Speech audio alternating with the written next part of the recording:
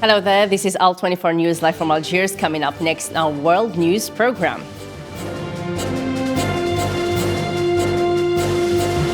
More than 100 of Rohingya refugees who were intercepted after their boat ran into the trouble off the coast of Indonesia's Aceh province were being sent into Malaysian waters. Plus,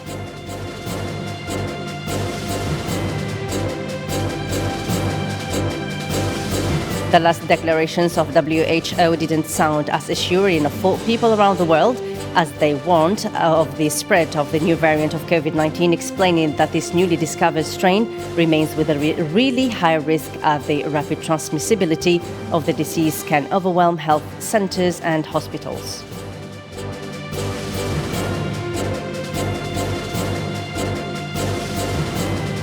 Also coming up, according to media sources, Palestinian President Mahmoud Abbas visited the Zionist entity defense minister at his home. The meeting focused on various issues, including security and civil matters, in which it lasted for 2.5 hours.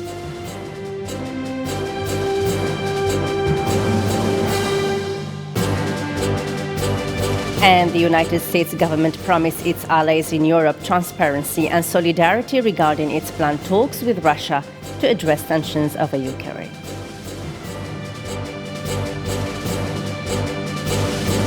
Algeria and Mauritania signed on Tuesday cooperation agreements on memorandums of understanding concerning several sectors on the sidelines of the state visit to Algeria by Mauritanian President Mohamed Ould Cheikh Al Ghazouani. Zara Ferjani reports.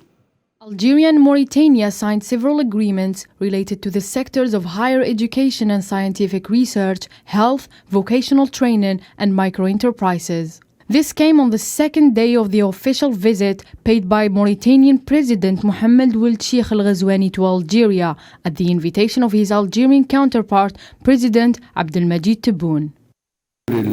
The relations of the two countries are ancient, and know a remarkable development that has increased in pace in the recent period by opening the border crossing, which has already become a bridge of communication between the residents of the borders area and doubled the level of trade exchange, which is an important gain for the two countries. The signed agreements included an agreement for cooperation in the field of higher education and scientific research signed by Algerian Minister Abdelbaki Ben Ziyan and his Mauritanian counterpart Amal Sidi Ould Cheikh Abdullah. The Algerian Minister of Health Abdelrahman Ben Bouzid and the Mauritanian Minister of Employment and Vocational Training Taleb Ould Sid Ahmed signed a protocol of cooperation agreement in the field of health. A memorandum of understanding in the field of vocational training was also signed by the Minister of Vocational Training and Education Yassine Mirabi and his Mauritanian counterpart. The signatures also included a memorandum of understanding in the micro-enterprise sector, which was signed by the Minister Delegate to the Head of Government in charge of micro-enterprises, Nassim Diafat, on the Algerian side, and on the Mauritanian side, the Minister of Employment and Vocational Training.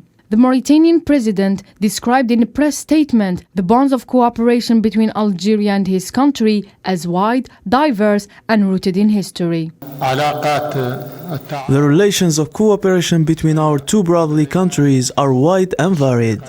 We are now working to deepen them and raise these relations to the level of brotherhood and friendship that binds our two brotherly peoples.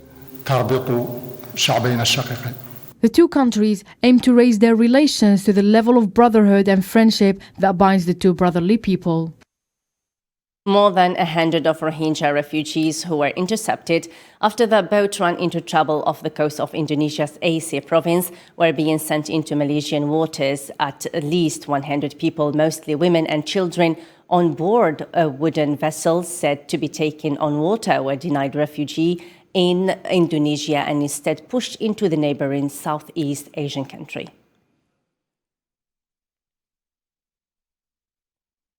Hong Kong pro-democracy media outlet Standard News shut down on Wednesday after police raided its office, froze its assets and arrested senior staff on suspected seditious publication offences in the latest crackdown on the city's media. Standard News, set up in the 2014 as a non-profit, is the most prominent remaining pro-democracy publication in Hong Kong after a national A security probe earlier this year led to the closure of jail tycoon Jimmy Lay's Icon Apple daily tabloid. The raid further raises concerns about media freedoms in the former British colony, which returned to Chinese rule in 1997 with the promise that a wide range of individual rights would be protected.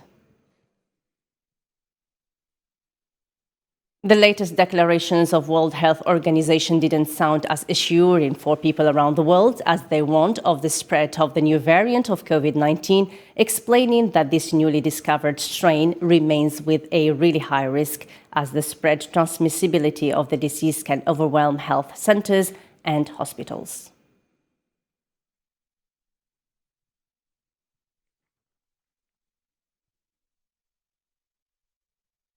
Still with COVID-19 and the coronavirus pandemic, the United States recorded more than 250,000 cases. The record comes amid a rapid acceleration of infections that the US and the rest of the world has seen since last month.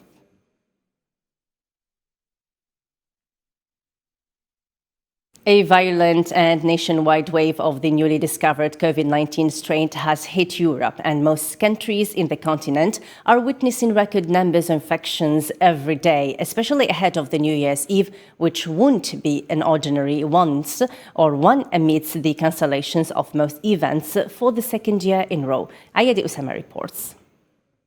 Once again, Europe is witnessing a massive surge of COVID-19 infections, and countries are racing this rapidly spread strain, which was first detected in South Africa. Some countries started imposing measures against unvaccinated citizens to curb the widespread variant, while other nations of the same continent are targeting children for vaccinations. France and Spain have seen one of the widest and most violent waves of the sort in terms of infections, as they surpassed record of 100,000 on late December. Most governments introduced a list of new measures on their territories in hope to curb this violent wave. Reducing public gatherings in some countries and barring unvaccinated people from public spaces were the first measures taken by European governments, including Italy, Greece and the Netherlands, after the lockdown measures which were taken last month and the wide riots which flooded in the European streets. English Health Minister Sajid Javid stated that the United Kingdom would not impose any further measures, and it's for the people now to get cautious. Well, of course, we look at the data on a daily basis. That hasn't changed over the Christmas period, but there will be no further measures before the new year. The restrictions also included stores and restaurants, as citizens were restricted from eating in restaurants unless they have vaccination passes. Theaters, concert halls and art centers were ordered to shut doors, and numbers of concerts and events which were preparing for New Year's Eve have been cancelled. The majority of European countries logged a record number of infections, and the situation is getting worse for most countries around the globe. However, no apparent solution seems to be approaching. US President Joe Biden announced that he had ordered the cancellation of travel restrictions to the United States from 8 African countries after these measures were imposed in the late November due to the discovery of the Omicron. Biden indicated that he issued the order at the time, which practically stopped entry from these countries to slow the spread of the Omicron mutant in the United States. According to media sources, Palestinian President Mahmoud Abbas visited the Zionist entity defense minister at his home. The meeting focused on various issues, including security and civil matters, in which it lasted for 2.5 hours. The Zionist entity defense minister told the Palestinian president that he intended to continue to endorse actions to strengthen confidence in the economic and civilian fields, as agreed during the last meeting. Palestinian Civil Affairs Minister Hussein al-Sheikh confirmed the meeting on his Twitter page, saying the two men discussed security and economic and humanitarian issues, as well as the tensions in the West Bank as a result of the actions of the Zionist settlers. The year 2021 has witnessed tense relations between the US and Iran since former President Donald Trump abandoned the nuclear deal in 2018. However, the Biden administration has been seeking to revive the 2015 nuclear deal, but it's not clear how the negotiations in Vienna will end up. Islam Sid reports. The nuclear course between the US and Iran has changed dramatically in 2021. After it had been left by the former President Donald Trump in 2018, Iran believed that the West could never be trusted to uphold its side of any diplomatic deal. Iran's influence increased significantly last year, which dates back to the Rouhani administration, who responded to the withdrawal from the US agreement by ending its cooperation with the international surveillance system.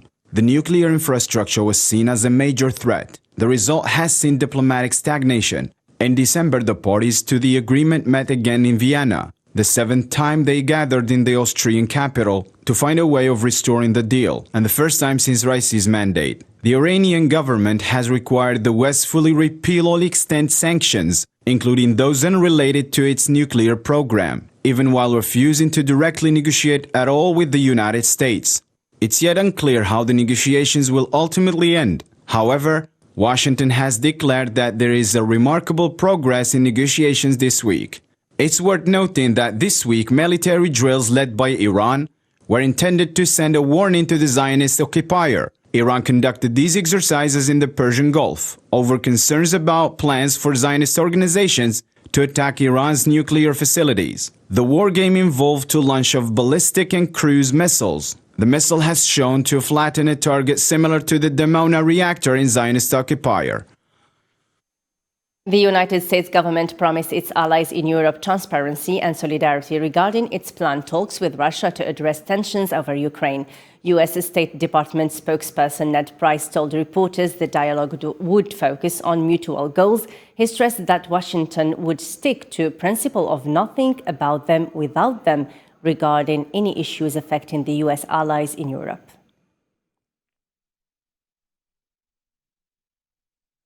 A pair of dangerously close space encounters is adding to tensions between the US and China, while underscoring the potential peril to astronauts as satellite constellations and debris proliferate in orbit. Two SpaceX satellites had near misses with China's space station earlier this year, one of them within 4 kilometers, in the latest sign of dangerous overcrowding in low Earth orbit.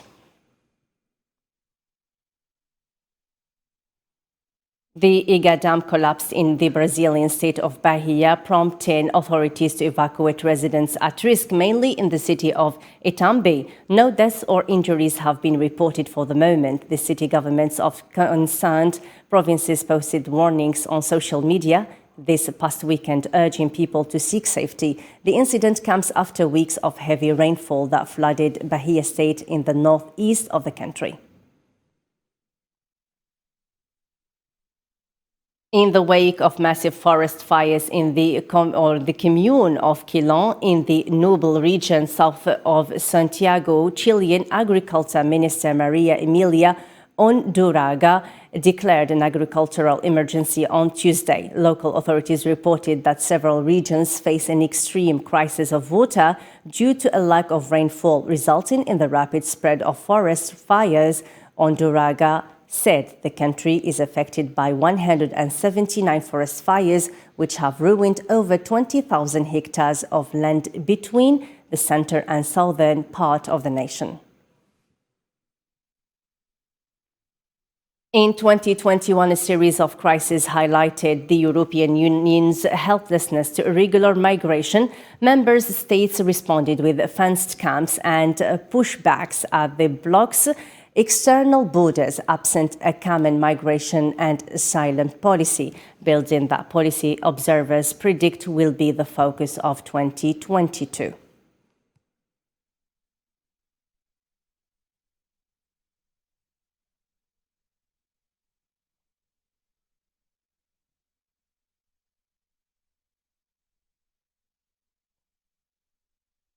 And in 2021, and for the second year in a row, global mobility occurred in unprecedented ways.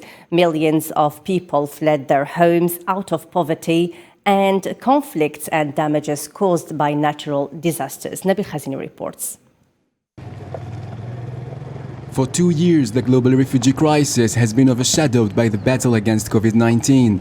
In 2021, the number of those forcibly displaced due to poverty, conflicts, violence, and climate disasters, both within their countries and internationally, has continued to climb. So we have to take in mind that the immigration has always existed in the world. It's a historical phenomenon. It has economical, political, social, ethnic, religious. The amount of displacement in Mexico and Central America this year was described as unprecedented. The US has reported about 1.2 million migrants at its borders with Mexico, while Mexican authorities detained more than 250,000 migrants from January to November of this year, breaking the country's yearly record for migrants detention. Venezuela's continuing socio-economic collapse was the source of one of the largest displacement crises in the world. More than 6 million people have so far left their homes. Climate crisis-linked flooding has displaced hundreds of thousands in China, Cameroon, Malaysia, Brazil, South Sudan, and elsewhere across the globe. In Europe, the tragic death of 27 migrants in the English Channel between France and England has raised concerns about the economic and social burden of the global refugee crisis in 2021, which fell mainly on Northern Europe. Belarus' European Union border crisis was a migrant crisis consisting of influx of several tens of thousands of immigrants, primarily from Iraq, with smaller groups hailing from elsewhere in Asia and from parts of Africa to Lithuania, Latvia and Poland via those countries' borders with Belarus. In Asia, Turkey has more than 3.5 million refugees within its borders, more than any other country in the world. Jordan has almost 3 million, while Lebanon, which lives in one of the worst economic crises, hosts 1.5 million. So far, the whole world was affected by migration and refugee crisis this year, and there is every indication that the situation will get even worse the coming year. And now, United Nations Secretary General Antonio Guterres focused on recovery and unity in his New Year's message on Tuesday. Speaking in a pre-recorded message from New York, Guterres urged world nations to commit to make 2022 a year of recovery for everyone, referencing recovery from the pandemic, economies and mistrust and division, with a new emphasis on science, facts and reason. The world welcomes 2022 with our hopes for the future being tested. By deepening poverty and worsening inequality, by an unequal distribution of COVID vaccines, by climate commitments that fall short, and by ongoing conflict, division and misinformation. These are not just policy tests, these are moral and real-life tests. And they are tests that humanity can pass if we commit to making 2022 a year of recovery for everyone. On March the 8th, journalists Nathan Monk and Hunter Nguyen went to their office in Myanmar's biggest city, Yangon, in a bid to save some equipment, fearing the country's new military rulers would soon order an attack on Kamiyut Media, the online news publication the two men had co-founded. A mass of women marched through Kabul, demanding their women's rights to be honored and accused Taliban authorities of executing troops serving the former US-backed government in secret. The protesters also aired objections to the increasing restrictions women are facing under the Taliban rule. About 30 women gathered outside a mosque in Kabul city center and marched a few hundred meters while screaming "Justice, justice," before being halted by Taliban forces. Germany intends to phase out all of its nuclear reactors and will be nuclear-free by the end of 2022, following decades of civil society opposition to the technology and many phase-out decisions. Hossein Berken reports. Gas prices in Europe have risen by 600% in a year, owing to a global jump in demand caused by COVID-19, inducing economic slowdown, cold weather bursts, and short gas supplies from Russia. Despite Europe's energy crisis, Germany is willing to shut down 3 nuclear reactors with combined capacity of approximately 4.25 gigawatt by the end of this year, with the remaining capacities totaling approximately 4.3 gigawatt scheduled to be deactivated by the end of 2022. The government began its nuclear phase-out following Japan's Fukushima nuclear tragedy in 2011. In the short run, nuclear power will be replaced by fossil fuel power plants and imports, but this will be soon compensated by the increased use of renewable energy sources. Germany presently ranked 13th in the world in the Climate Change Performance Index, and its newly elected coalition government unveiled ambitious climate plans just weeks after taking office. Unlike Germany, France plans to build new nuclear power facilities and is pressing for nuclear energy to be included on the European Union list of low-carbon technologies. However, EDF, the French power supplies, recently stated that 4 nuclear reactors will be shut down for emergency repair, causing the country's electric power grid to run at reduced capacity until mid-January. The rise of tensions between Moscow and the West and the delays in the approval process for Nord Stream 2 pipeline, which has a significant regional strategic and geostrategic role, have raised fears that Europe, which gets a third of its gas needs from Russia, could face electricity shortage this winter due to poor supplies.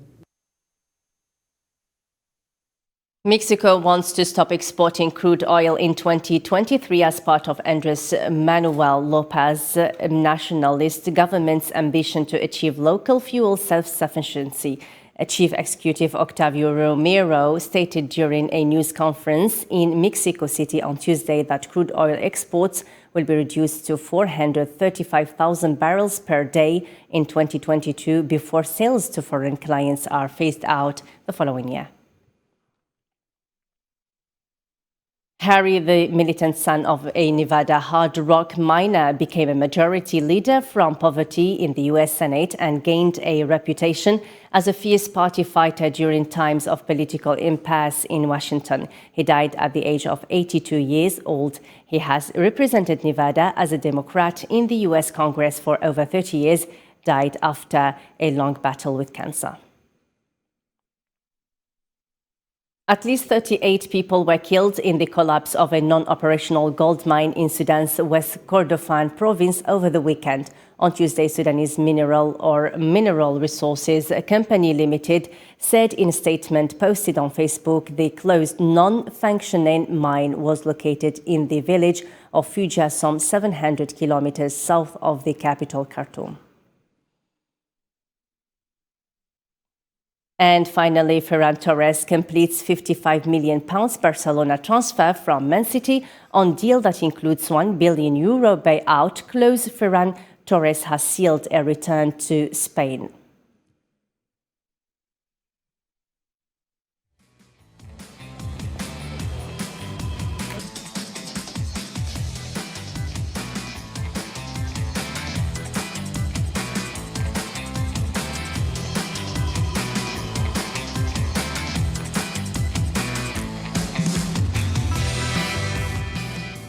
And now let's have a recap of our main top stories.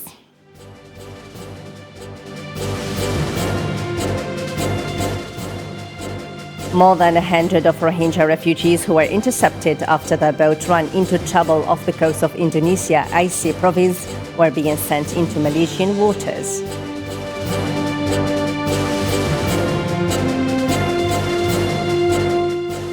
The last declarations of WHO didn't sound as assuring for people around the world as they warned of the spread of the new variant of COVID-19, explaining that this newly discovered strain remains with a really high risk as the rapid transmissibility of the disease can overwhelm health centers and hospitals.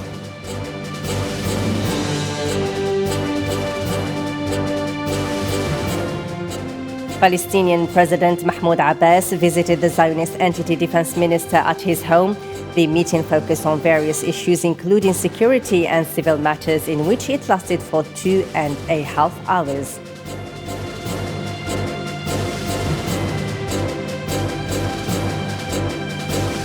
And the United States government promised its allies in Europe transparency and solidarity regarding its planned talks with Russia to address tensions over Ukraine.